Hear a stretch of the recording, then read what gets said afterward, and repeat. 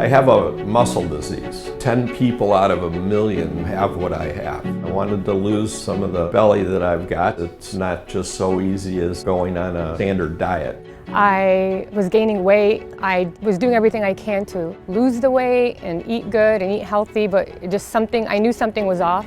Originally I'd had some nagging injuries from sports and other things, so I was looking into sports medicine to help heal that and also tweak the nutrition piece. I was diagnosed with endometriosis and had to have an emergency hysterectomy. I actually gained a significant amount of weight, and that was catastrophic for me. I was just unhappy with my weight and myself. It just affected me and just my overall being. I had recently gained about 45 pounds. Started complaining that I wasn't feeling myself. So we found ageRejuvenation. Who couldn't be in this type of business without talking about weight loss? At ageRejuvenation, we have a huge practice to help people to successfully lose weight on a regular basis. When I met AJ and Jacqueline and some of the other folks, I was hooked to stay here.